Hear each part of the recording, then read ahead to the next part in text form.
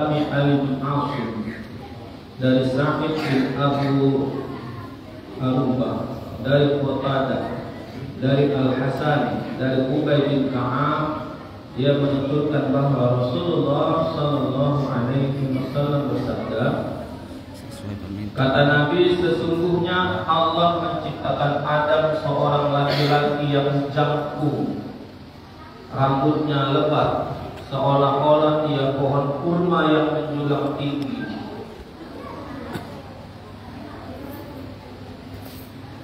Berapa tinggi Nabi Adam? 20 hasta. Berapa buat 20 hasta? Satu hasta semeter. Kalau seandainya satu hasta itu semeter, berarti tinggi Nabi Adam itu 20 meter. Mana tingginya? Itu kalau buat baju lebaran banyak bahan itu. 20 hasta. Rambutnya lebat.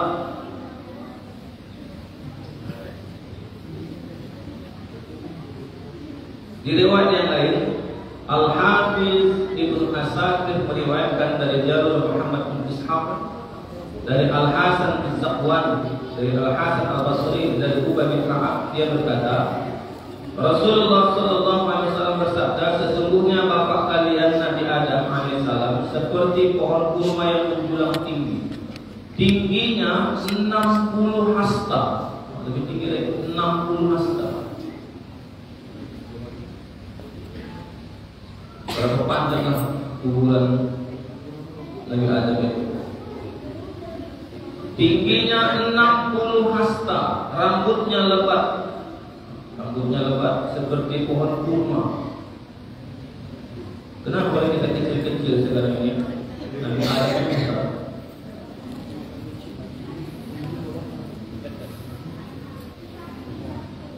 Waktu Nabi Adam meninggikan fondasi Ka'bah itu tak pakai pijakan. Waktu Nabi Ibrahim sudah mulai pakai pijakan, makanya ada makam waktu itu. Sampai tingginya. Makin lama makin kecil, makin lama makin kecil. Kalau seandainya sekarang anak 3, baju lebaran satu anak 200, itu bahannya paling 2 meter. Kalau seandainya tinggi anak 60 hasta, habis rangkaian bahan satu anak 60 meter tinggi. Satu baju mungkin harganya 1 juta. Itu tingginya Nabi Adam. Sekarang lanjut ke kisah Qabil dan Habil. Kisah Qabil dan Habil, anak Nabi Adam. Kisah Qabil dan Habil ini diceritakan di dalam Al-Quran. Bahwasanya jadi Nabi Adam dan Ibu Hawa itu kalau melahirkan kembar itu laki-laki perempuan. Lahir lagi kembar lagi, laki-laki perempuan. Jadi asal lahir itu kembar, laki-laki perempuan. Jadi karena waktu itu manusia masih sedikit, biasanya dinikahkan yang laki-laki yang ini, yang kembar satu perut, dinikahkan dengan yang lain perut. Jadi tak boleh yang satu perut. Dikisahkan itu yang satu perut itu Qabil dan Ikrimah, Habil dan Labuda. Ikrimah ini cantik, Habil ini ganteng, Qabil biasa aja, Labuda biasa aja. Jadi dia tak terima, aku ganteng, dijodohkan sama yang tak cantik. Jadi dari zaman dahulu itu yang ganteng mau yang cantik. Allah berfirman dan ceritakanlah ya Muhammad yang sebenarnya kepada mereka tentang kisah 2 putra Adam. Ketika keduanya mempersembahkan kurban, maka kurban salah satu dari mereka berdua yaitu Habil diterima dan dari Qabil tidak diterima. Apa yang dikurbankan Qabil? Kiwas, domba yang besar. Ini domba inilah yang nanti menggantikan Nabiullah Ismail ketika peristiwa penyembelihan Nabi Ismail. Qabil apa yang dipersembahkannya? Hasil panennya itu berupa padi atau gandum, itu pun kualitasnya tak baik. Dari zaman dulu orang pelit memang sudah ada bakat. Qabil ini pelit. Disuruh mempersembahkan persembahan kepada Allah, dicarinya hasil panennya yang tak bagus, kualitasnya yang buruk. Maka Allah tak terima. Kalau kita memang punya yang bagus, kalau mau berkorban, kasih yang bagus, kasih yang terbaik. Akhirnya dia marah. Akhirnya dia berniat jahat. Inilah peristiwa pembunuhan pertama kali di dunia, ketika saudaranya yaitu Qabil membunuh saudaranya yaitu Habil.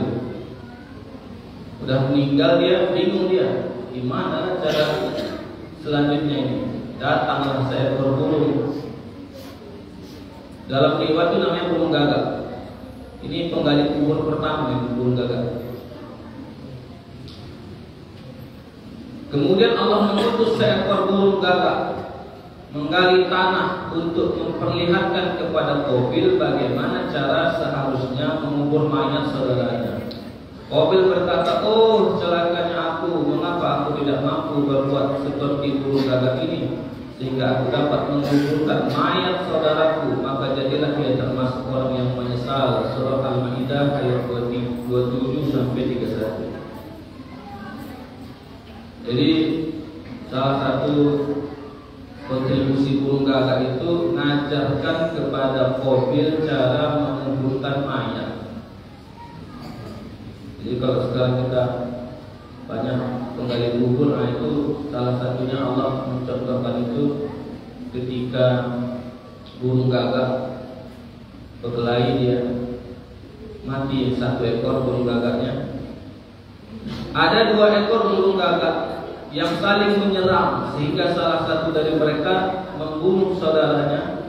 Setelah yang satu meninggal, ia menelentangkan jasad saudaranya di atas tanah, lalu membuatkan lubang untuknya, kemudian mengubur dan menimbunnya. Tatkala dia Qabil menyaksikan burung gagak melakukan hal itu untuk saudaranya, dia berkata, oh celakanya aku, mengapa aku tidak mampu berbuat seperti burung gagak ini, sehingga aku dapat menguburkan mayat saudaraku. Kemudian dia melakukan seperti yang dilakukan oleh burung gagak tersebut, menguburkan dan menimbun jasad saudaranya. Nah, itulah ceritanya pemakaman pertama itu.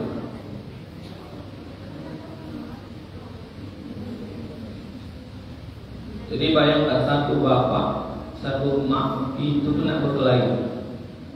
Itu memang udah dari sononya begitu. Kata Nabi, maukah kalian aku tunjukkan penghuni neraka yang berjalan-jalan di muka bumi? Kata para sahabat, siapa ya Rasulullah penghuni neraka yang berjalan-jalan di muka bumi? Kata Nabi, orang yang berebut harta waris, itulah penghuni neraka yang berjalan-jalan di muka bumi. Dari nas yang neraka, tapi belum mati aja. Orang yang berebut harta waris, dia melakukan 3 kesalahan sekaligus. Apa itu? Yang pertama, durhaka kepada emak bapaknya. Udahlah dicarikan duit, dibesarkan, disekolahkan, dikasih fasilitas, dicarikan harta untuk diwaris kalau dia meninggal. Pas sudah meninggal, jadi menyusahkan orang tua. Anak-anak yang berwaris itu menyusahkan orang tuanya dalam kubur. Yang kedua, memutus silaturahim. Berkelahilah antara abang sama kakak, adik dengan abang. Makanya yang paling bagus kalau dalam pembagian waris, yang paling aku dapat berapa jadilah. Biasanya yang pandai-pandai agama ini paling pandai begitu.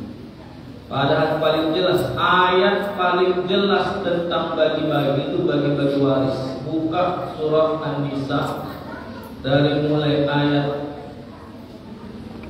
12, 13, 14. Nah, itu kalau anaknya laki-laki berapa, anak perempuan berapa, kalau ada anak berapa lagi suami dapat, kalau tak ada anak suami dapat berapa. Sebetulnya bagi waris ini tak mesti mati dua-dua. Kalau ada bapaknya dengan emaknya, meninggal bapaknya, mestinya jangan emaknya mati dulu dibagi, karena harta bapaknya dibagi sekarang warisnya. Saya ulangi ya, nih, ada suami istri meninggal bapaknya, biasanya di kita ditunggukan meninggal emaknya baru dibagi. Padahal ketika meninggal bapaknya dihitung berapa waris bapaknya. Kalau harta ini harta dicari sama-sama bagi dua, kalau gini, istri setengah 50%, yang 50% istri dapat lagi, kalau punya anak dapat 1/8, kalau tak punya anak dapat 1/4. Tapi di kita apa kata emaknya? Jangan ngomong-ngomong waris, masih hidup aku lagi. Salah, makan harta ham nanti emaknya. Kalau belum dibagi, apalagi dikuasai istrinya, dia makan haram. Karena ada hak anak di situ. Tapi di kita dijelaskan kayak gitu kurang masuk. Jangan ngomong-ngomong harta warisan, masih hidup lagi emak katanya. Ketika abang saya meninggal, langsung bagi warisan. Emak saya dapat segini, anak pertama dapat segini, langsung dia bagi warisan. Ini bukan mati. Itu kalau di Indonesia jarang. Tak boleh ngomong waris. Jadi nunggu dua-duanya meninggal baru bagi warisan. Kata Allah, tilka hududullah. Itu hukum Allah, bukan hukum adat, bukan hukum masyarakat. Wa may yuti'illaha wa rasuluh, barang siapa yang taat kepada Allah dan Rasulnya, apa Allah jadikan jannatin tajri min tahtiha al-anhar. Allah jadikan surga. Wa may ya'sillah, tapi siapa yang tak mau ikut itu, yang surat An-Nisa itu, apa jadi Allah? Dinari jahannam khalidina fiha. Allah ancam dengan neraka. Jadi dari zaman dulu memang urusan keluarga ini paling ribet. Urusan waris ini paling ribet. Maka yang paling bagus dalam urusan waris itu udahlah, aku dapat berapa kira-kira. Dapat alhamdulillah. Kalau tak dapat minta sedikit. Jadi yang ada harta warisan, meninggal bapaknya, dan cepat dijelaskan ke mama, harta warisan ini punya bapak atau punya mak? Punya kami berdua lah. Kalau berdua nyari yang berdua, berarti bagi dua. Kalau warisannya rumah gimana? Nah, rumah itu taksir aja harganya berapa? Harganya 100 juta. Berarti kalau dibagi dua, 50 punya mak, 50-nya kita bagi-bagi. Yang penting walaupun belum dibagi, tapi anak tahu kamu dapat jatahmu sekian, kamu jatahmu sekian, kamu jatahmu sekian. Nanti kalau emak mati, dan bagi apa jatahnya. Kalau seandainya aset itu cuma rumah kapling satu saja. Tapi kalau ada kebun dibagi, jangan nunggu emaknya mati. Takutnya belum dibagi dia kawin lagi, bingung bagi harta warisnya nanti. Gimana bagi harta warisnya? Tidak ada anak baru lagi, muncul keluarga baru. Dia langsung dibagi harta warisnya. Alladzina ya'kuluna al-yatama zulman, barang siapa yang memakan harta anak yatim dengan cara zalim, itu kama ya'kuluna fi butunihim nar wa sayaslawna sa'ira, sama macam dia memasukkan api ke dalam perutnya. Makan harta anak yatim, gak bahaya, harta anak yatim ini bahaya.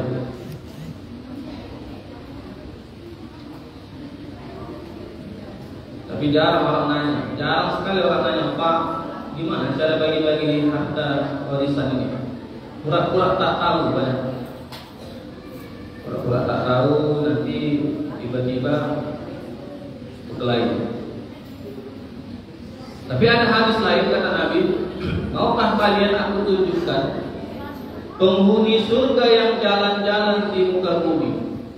Sahabat penasaran, siapa Rasulullah? Penghuni surga yang jalan-jalan di muka bumi, orang yang banyak beristighfar di waktu sahur. Jadi mestinya habis makan sahur banyak-banyak beristighfar. Itu amal khususnya. Di surah Ali Imran ada, di surah Al-Fatir ada. Jadi judulnya wastaghfiruna bil ashar, orang yang banyak beristighfar di waktu sahur. Jadi jangan makan aja diurus, habis sahur ini makan aja. Istighfar lah. Sekali dua kali jadi banyak beristighfar di waktu sahur. Jadi yang punya harta warisan cepat-cepat diurus, dibagi. Anak dapat sekian, kalau tak ada anak dapat sekian, anak laki-laki dapat sekian. Kalau masih punya bapak dia, bapak masih dapat. Kalau masih ada ibu yang meninggal, ibunya masih dapat. Bukan diambil istri semua, atau kalau meninggal istrinya, bukan diberikan modal, dibagi dulu. Ke harta warisan ini beracun, harta warisan ini kalau tak pandai bagi-bagi. Biasanya diambil sama anak paling besar, punyaku semua ini.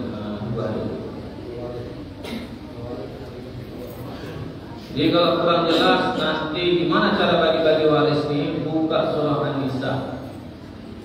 Kayaknya ayat 10, 11, 12, 13. Dibagi-bagi, ini dapat sekian, ini dapat sekian. Jelas. Sangat jelas Allah terangkan tentang harta warisan.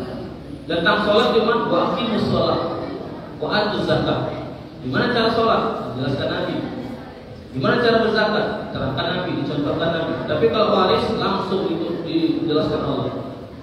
Anak laki-laki dapat sekian, anak perempuan dapat sekian. Yang punya anak, suami dapat sekian. Kalau tak punya anak, suami dapat sekian. Kalau punya anak, istri dapat sekian. Ibunya dapat sekian, bapaknya dapat sekian. Kalau kurang jelas dibuka surah An-Nisa. Kalau belum selesai waris, cepat-cepatlah. Bukan kata saya, kata Nabi. Maukah kalian tunjukkan penghuni neraka yang jalan-jalan di muka bumi? Siapa itu? Orang yang berebut harta waris. Udahlah kita menyusahkan orang tua, udah meninggal orang tua, masih kita susahkan dengan berebut harta warisan. Selesaikan dulu harta warisan. Mudah-mudahan bermanfaat. Besok kita sambung lagi. Waalaikumsalam warahmatullahi wabarakatuh. Assalamualaikum warahmatullahi wabarakatuh.